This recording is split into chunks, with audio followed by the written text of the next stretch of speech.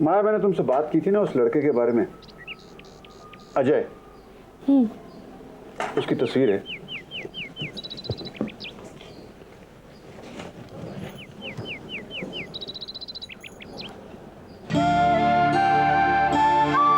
लड़का देखने में तो अच्छा है। नहीं, he is a good boy, अच्छे खानदान का है, पढ़ा लिखा है, MBA पास है, बड़ा शरीफ लड़का है। मेरे साथ तो ऑफिस में काम करता है।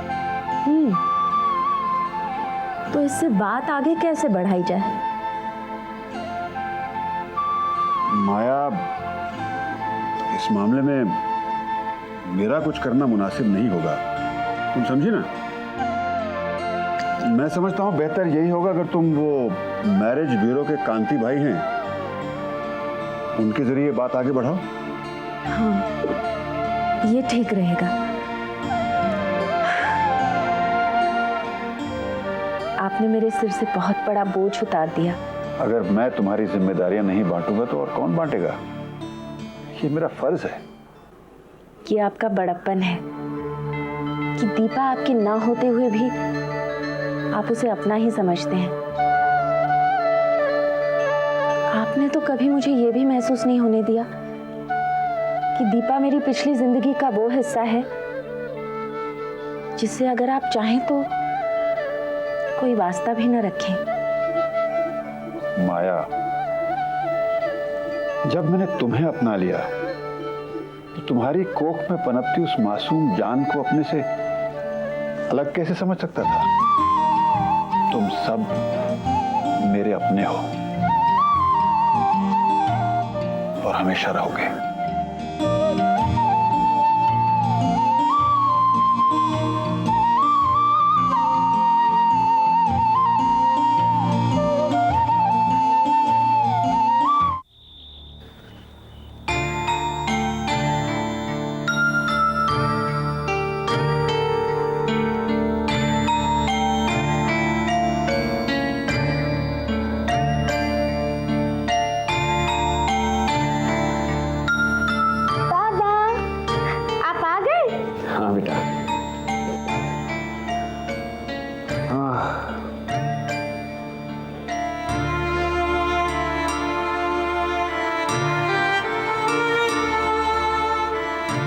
आप इतने थके क्यों लग रहे हो पापा? फैक्ट्री में बहुत काम था क्या? नहीं बेटा, मैं तो आज फैक्ट्री गया ही नहीं। क्यों? पता नहीं। छोटी माँ ने तुम्हें फैक्ट्री में नहीं ढूंढा क्या?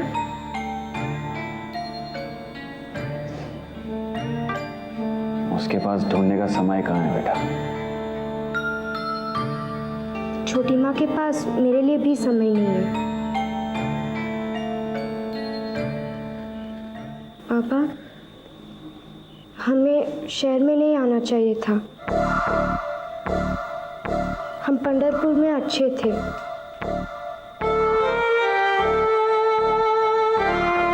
तुझे पंढरपुर की बहुत याद आती है ना? मुझे यहाँ कुछ अच्छा नहीं लगता। मेरा दिल करता है कि हम पंढरपुर वापस चले जाएं। मेरा दिल भी यही चाहता है बेटा। तो चलो, अभी चलो। अभी? हाँ, अब हम यहाँ नहीं रहेंगे, 1 मिनट के लिए भी नहीं। चलो बाबा, क्या तुम मुझे नहीं लेके जाओगे? तुझे लेके जाऊंगा बेटा। चलो, उठो।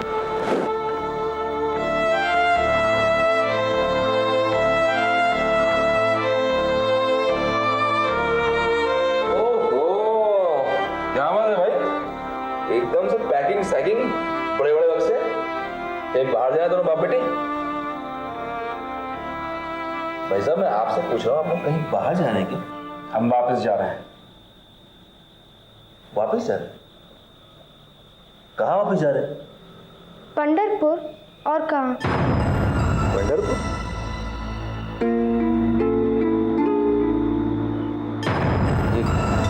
क्या कह रही है रघु ये? बिल्कुल सही कह रही है श्याम, जो कुछ कह रही है। अरे लेकिन ऐसे कैसे पंढरपुर एकदम से? मतलब बिना बताए? भाभी को बताया इसके बारे में? सिर्फ मैं और कोई ना जा रहे हैं श्याम। हमने दूसरे लोगों का ठेका नहीं ले रखा है। और सच पूछो तो उसी की वजह से जा रहे हैं हम। तो मैं और भाभी तेरे लिए लोग हो गए।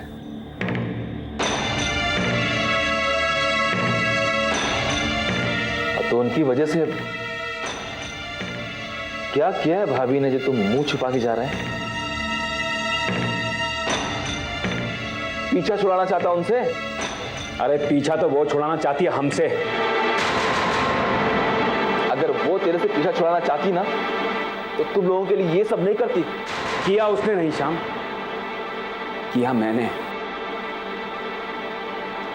एक लावारिस और बेसहारा औरत को सहारा दिया, उसे अपना नाम दिया, और उसने तुम लोगों को अपनी सारी जिंदगी दे दी। तो क्या जिंदगी भर उसके एहसानों के नीचे दब के मरते रहे? जन्म देने वाले कभी नहीं मारते रघु। वो एक माँ है, कोई ना की माँ। वो कुछ नहीं है मेरे लिए। मेरी माँ नदी में डूब गई, अगर ये भी डूब जाए तो मुझे कोई परवाह नहीं।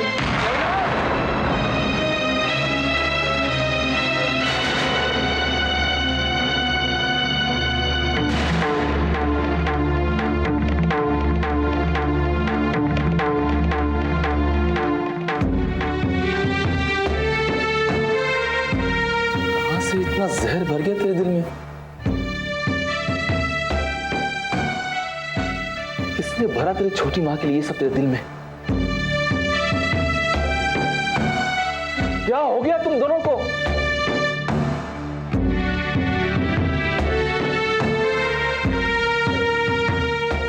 जिस औरत ने सारे गांव के ताने सहे तुम लोगों के लिए, बुरे वक्त में तेरा हौसला बढ़ाया उसने, तेरे पीछे कोने का ख्याल रखती थी, वो उसे छोड़ के जा रहा है। उसके बारे में तुम लोगों के दिल में ऐसे ख्याल है? छी। और तू बता, रघु के पीछे तेरी छोटी माँ तेरे बाबा से ज्यादा तेरा ख्याल रखती थी या नहीं?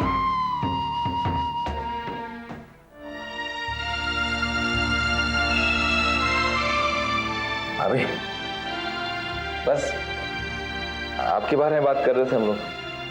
जानती हूँ क्या बात हो रही थी। श्याम, कोई ना को जरा बाहर लेकर जाओ।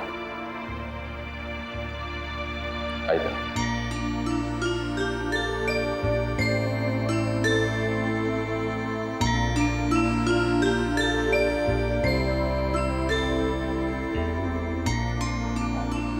कभी कभार जब सर में दर्द हो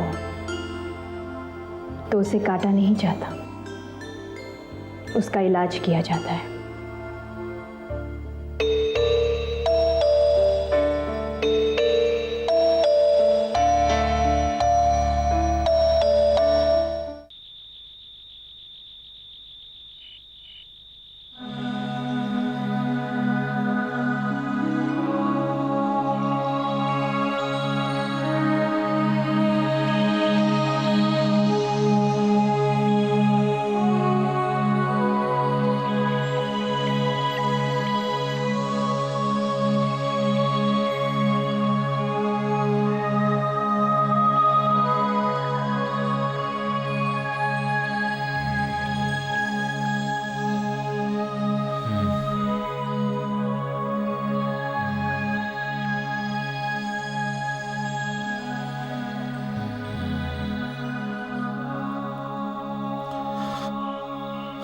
अरे रत्ना, तुम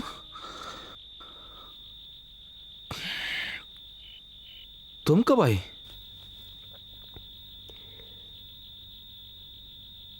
मैं कहीं गई नहीं थी श्याम,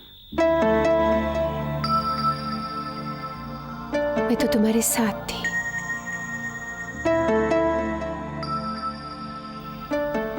ऐसा होता है ना श्याम, जब हम साथ चलते चलते ये भूल जाते हैं कि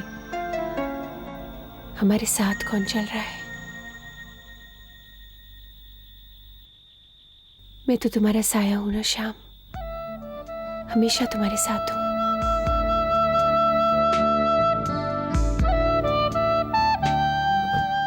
लेकिन वो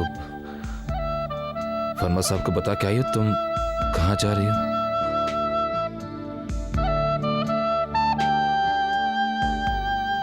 वर्मा साहब पर मेरा कोई हक नहीं है अब। सिर्फ तुम पर मेरा और मेरा तुम पर हक है।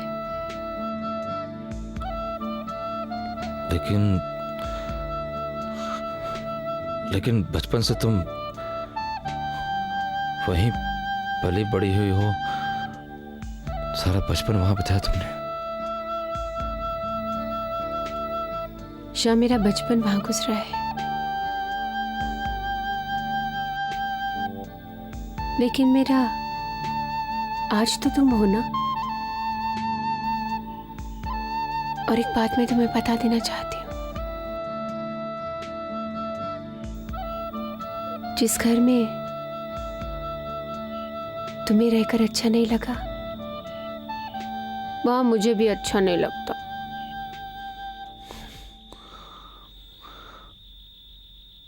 लेकिन वो घर तो तुम्हारा है ना।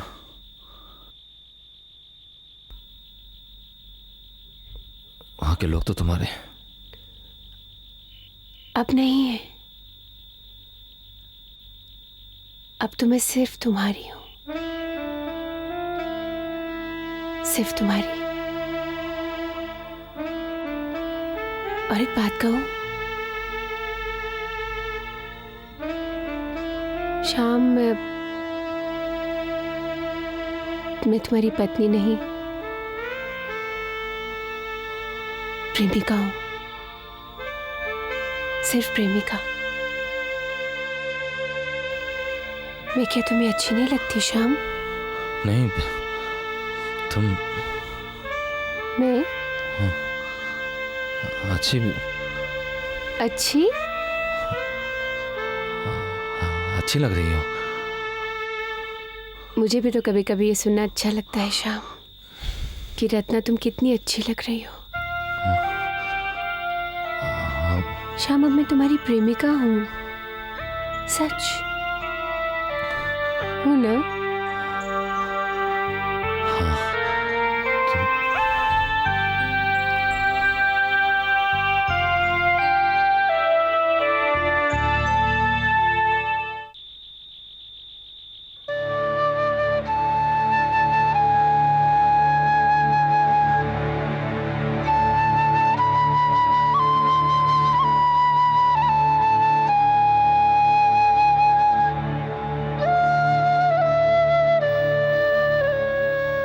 आजकल आप अक्सर ऐसी कड़वी बातें क्यों करने लगे हैं? मेरी बातें कड़वी नहीं होती हैं शारदा, उनमें सच्चाई होती है। शायद इसकी वजह से तुम्हें मेरी बातें कड़वी लगती हैं।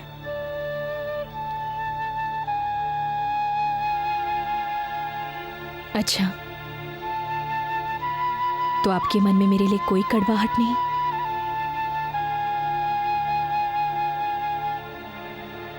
अगर है तो बता दीजिए ना, क्योंकि अगर आप नहीं बताएंगे तो यही कड़वाहट इस रिश्ते में भर जाएगी। वो रिश्ता जो कोयना ने जोड़ा है, जो कोयना की वजह से जुड़ा हुआ है, जिसके लिए आपने सैकड़ों बातें सुनी, परेशानियों का सामना किया, मुश्किलें झेली। बताइए ना, आखिर ऐसी कौन सी परेशानी है जो जिससे आप अंदर ही अंदर जूझते रहते हैं?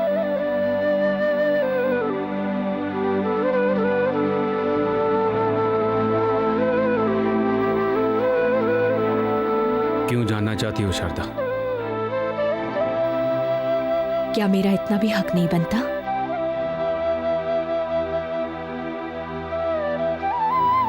शारदा, मुझ पर और मेरी हर चीज पर तुम्हारा हक है।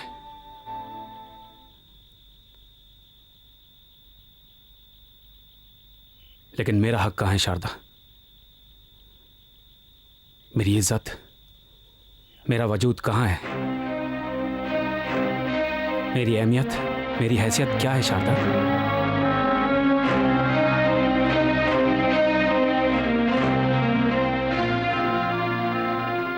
मैं तुम्हें बताता हूं शारदा, मैं तुम्हारा गुलाम हूं। नहीं, हाँ शारदा, मैं तुम्हारा गुलाम हूं।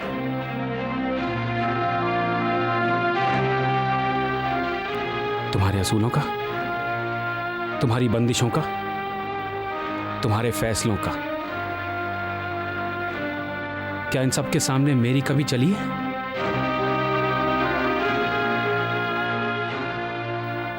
क्या मैं इन सब से कभी भी जीत पाया हूं? नहीं शारदा। और जब मैं इनसे नहीं जीत पाता हूं ना, तो जानती हूं मुझे क्या होता है? मुझे बहुत बेइज्जती महसूस होती है शारदा। मैं अपनी नजरों में बहुत छोटा हो जाता हूं। क्या फैक्ट्री की कुर्सी इतनी ऊंची है कि उस ऊंचाई से नीचे के लोग और रिश्ते इतने छोटे नजर आते हैं कि उनकी कोई अहमियत नहीं होती? बस बस कीजिए, बस।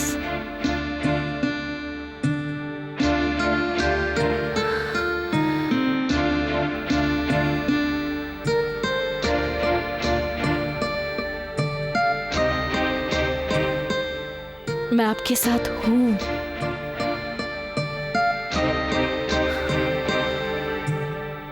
लेकिन इस बात का एहसास मैं नहीं दिला पाती।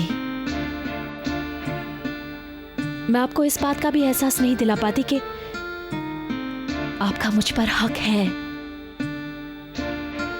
नहीं जानती क्यों, शायद मैं नहीं जानती कैसे, और यही मेरी गलती है।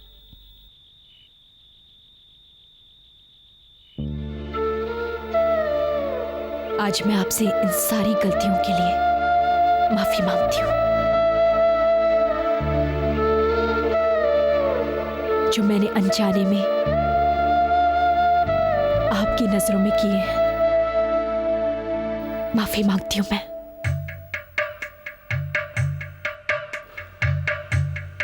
शारदा,